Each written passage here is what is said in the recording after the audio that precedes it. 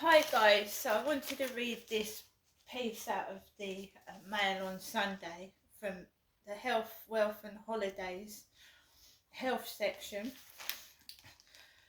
and this is after the death of a 51-year-old runner whose urgent email request to see his doctor went unanswered.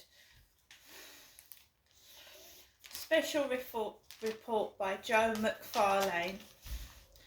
The family of a man who died after he was forced to email his GP surgery for an urgent appointment and the practice failed to respond for 3 days have called for an immediate crackdown on the escalating trend. Last night they asked how many more lives have already been lost. Right, so page 44.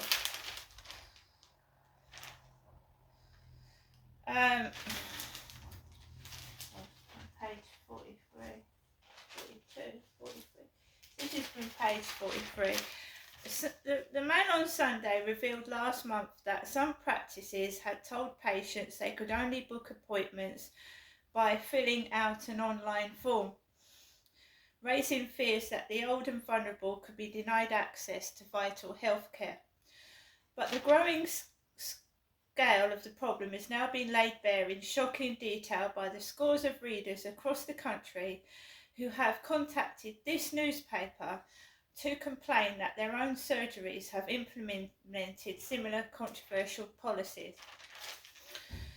Heartbreakingly, some elderly readers who say they have no IT skills or access to the internet have simply accepted that they cannot see a general practitioner anymore, while others are avoiding contacting their local practices until their health conditions worsen. Others expressed huge concern about the implications of the new policies for their loved ones, especially those who have adult children with learning difficulties.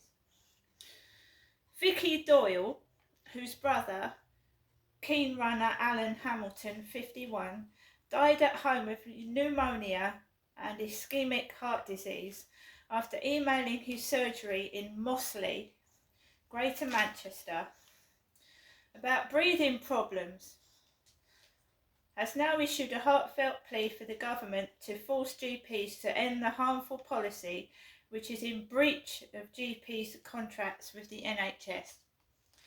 She is joined by politicians and campaigners such as Shadow Health Minister Saqib Bharti, who hit out at the deeply concerning treatment of patients. Miss Doyle, 56, told the Mail on Sunday how many other people like Alan have also died because they couldn't get hold of a doctor. How many cases like this have not been recognised? Alan was intelligent and IT savvy, but it still backfired on him because he couldn't speak to a human being. Nothing can replace that human contact. It shouldn't be a battle to get access to your general practitioner.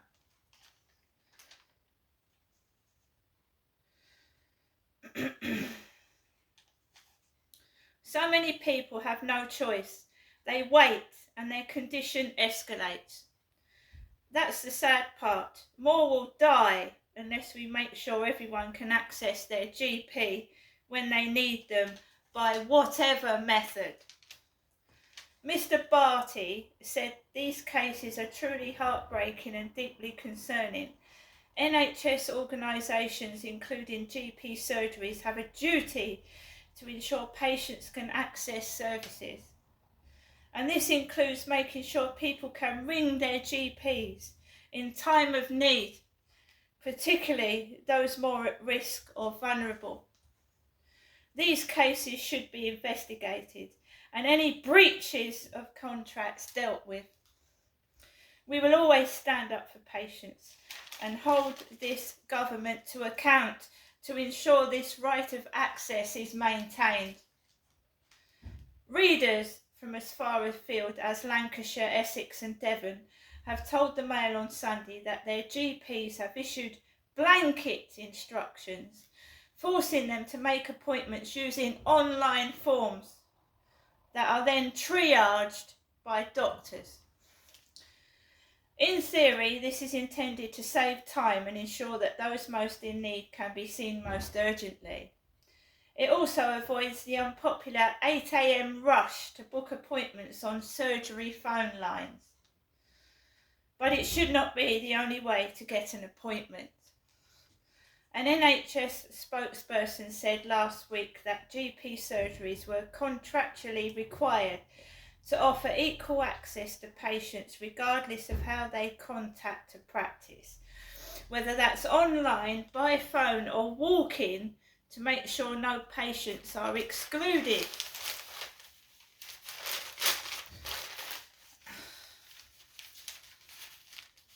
Yet it is clear from readers that this is not followed everywhere. One sent a text they recently received from their general practitioner in Milton Keynes, Buckinghamshire. It read, "Dear patient, as a reminder, reception cannot book appointments with the GP or minor illness nurse. Please fill out the online questionnaire which opens at 7:30 a.m. Monday to Friday, and your request will be triaged by the GP." Some readers said that their loved ones or friends had given up trying to see a doctor because they could not access the online system or work out how to use them. One is veterinary surgeon Dr. Martin Lowe, 69, of Totnes, Devon, who said that despite numerous health issues, he avoided contacting his practice at all, raising fears that many other patients are opting to endure unpleasant symptoms until they can stand it no longer. However, in the process, they may be storing up more serious concerns. Dr. Lowe wrote, "My GP insists that appointments are made through the filling in of an online questionnaire. If a patient walks into the surgery, they are directed to a screen to do it."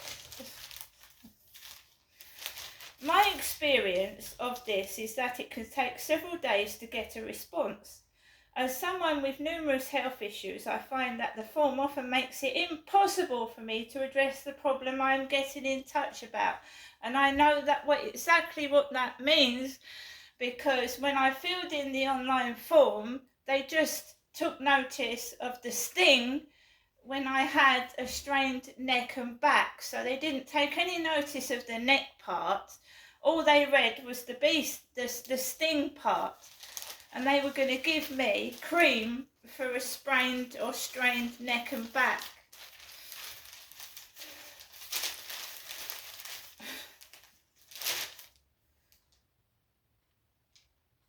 As a result, I find I don't make contact and simply wait and see. Am I being cynical in thinking that is what the GPs want, hoping patients will simply get better without their assistance? GP practices that don't take phone calls are putting patients' lives at risk. In one example, Joy Reed, 60, from Frinton-on-Sea, Essex, wrote that her disabled 85-year-old mother was refused help by her GP surgery when she could not book online. She went in and was turned away. They refused to help. Refused. When she phoned and ignored her desperate pleas for help by letter, she ended up in hospital on some occasions, Mrs. Reed wrote. I had to ring and insist she was seen, threatening them with media exposure, going to the newspapers, and referral to the local care board. Eventually, they gave in and she saw a locum who has finally sorted out her tablets. But Mrs. Reed is now being forced to go online at her own GP surgery, which she is very unhappy about. It is not just the elderly at risk. Debbie Kirk, 57, a learning disability nurse from Lancashire, says she sees these issues all the time among those she cares for. But she also has first-hand experience because her 29-year-old son has autism and dyslexia. He has been told he must complete online forms and can no longer ring or walk in to book an appointment, she wrote. I have emailed to explain his needs to the GP and received no reply. This resulted in my son having such a severe ear infection. His eardrum is perforated. This system is so wrong. As a nurse who has practiced for 30 years, I no longer recognise or respect our caring profession. What happened? It's a disgrace. One reader describes seeing a GP receptionist turn away a mother with an unwell child. Dennis Reed from Silver Voices, a campaign group for the elderly, said, "This is the tip of the iceberg, and it wouldn't be surprising if there were more cases like Alan Hamilton's which go unnoticed. We know patients are going straight to A&E because they can't get through their GP systems and contacting private doctors if they can afford it. They don't want to complain in case they're punished by surgeries and thrown off the list. NHS England is failing to clamp down on GPs who are in breach and must do more to stamp this out. It was the NHS itself that encouraged doctors to reduce walk-in requests during COVID in 2020 by adopting a system called total triage. This allowed patients to provide information about their problem to the practice before booking an appointment.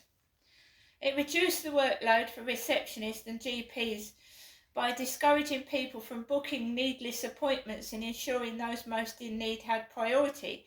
But post-pandemic, the system continues to be used because it was found to have other benefits. Patients who need to see a nurse or a physiotherapist rather than a GP can be referred directly, while test results and sick notes can also be sent digitally rather than wasting an appointment. This is all needed to relieve pressure on GPs. There are 27,000 full-time family doctors in England, nearly 2,000 fewer than a decade ago, while the number of NHS patients has risen by 6 million in the same period. Last month, GPs decided to take industrial action, including limiting their hours over a contract dispute, which in part relates to this increase in workload. Little wonder then that public satisfaction with GPs is an all-time low, with many saying they've given up trying to see their doctor altogether, according to the GP patient survey. Professor Camilla Hawthorne, chair of the Royal College of GPs, said practices should offer patients a range of ways to book an appointment, but also called for proper investment in the workforce and IT to ensure safe, timely and accessible care. There is clearly a place for technology in healthcare, but when it is introduced, it is essential it is done so safely and in a way that helps patients to access our care and services, as well as supporting practices to ensure patients are receiving timely and appropriate care. Another Hawthorne, Professor Hawthorne, said that. So 2 Hawthornes in one piece of writing.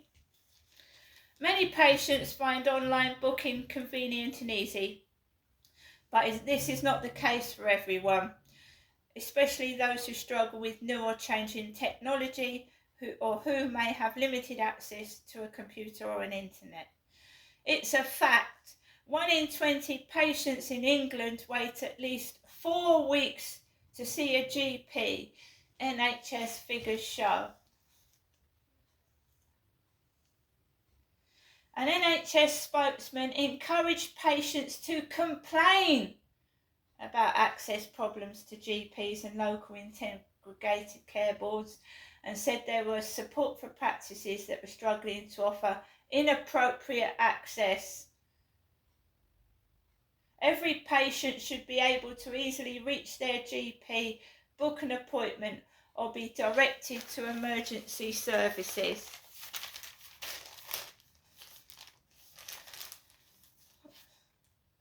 My GP practice is now insisting that patients fill in a form to access appointments and that receptionists can no longer make them. Generally, I think my practice offers a pretty good service, but find this very off-putting. I have known for some time that there is always a doctor daily operating a triage system, but this now feels a bridge too far. I worry that this is a deliberate attempt to put patients off seeing a doctor, knowing they daren't complain for fear of being banned from their list, says Jane Harper, 76.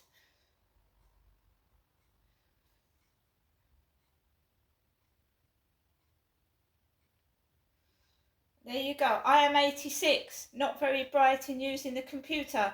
I can no longer phone or walk into my surgery to make an appointment. Fortunately, my very kind son-in-law took it over for me.